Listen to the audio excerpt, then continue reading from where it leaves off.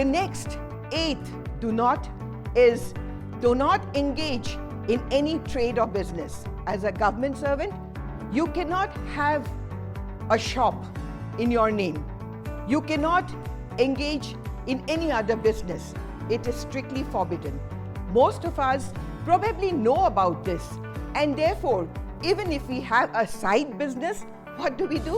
We do it in the name of our wife, or in the name of a cousin, or somebody, niece, nephew, whatever.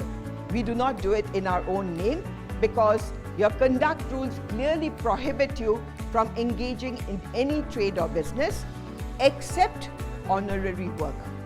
If you are engaged with an NGO, you are allowed to do it, but you cannot have any financial consideration for the work that is done.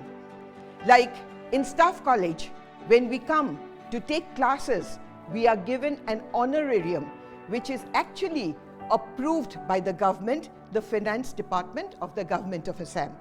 So, besides that, the government does not allow you to actually earn money from any side business.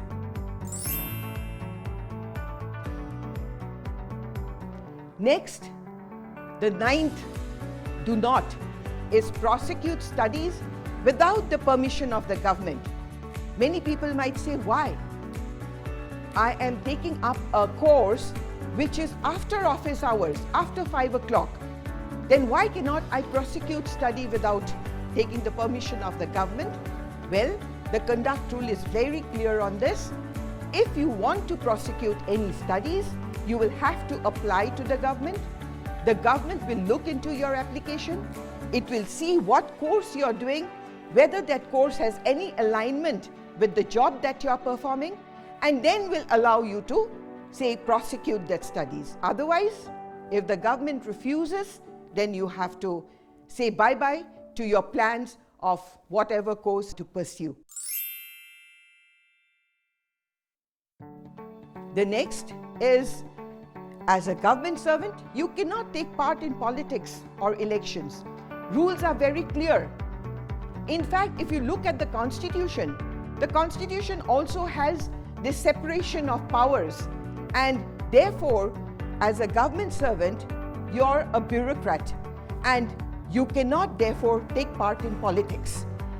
Because if these two get mixed up, what will happen? There will be something which is not good for the development of the state. Therefore, be very careful not to indulge yourself in political activity. Obviously, as a government servant, you cannot take part in elections. You will have to resign your post and then go for participating in elections as a candidate. So you have to be very clear on this. Please do not take part in politics.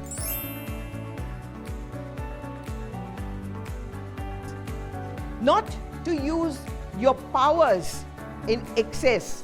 What does it mean? You see, we have certain connections, you can say.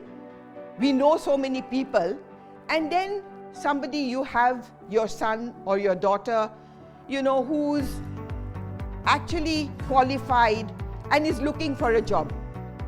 I will say, suppose my son is an engineer and I am actually working in the civil engineering department of the government of Assam. There is a job vacancy and I'm doing it with a company, and there is a job vacancy there. I request the company to give him a job. He's qualified, and therefore they also do not have any hesitation in providing him a job. But if I have any business connection with him, if official connection is there, then obviously I am constrained in taking any action if there is any default on the part of that company. Therefore, I cannot request anybody to help my son or daughter, no matter how qualified they are. I cannot use my power or influence over others. This I am very clear, because if you do that, you will be actually selling your soul.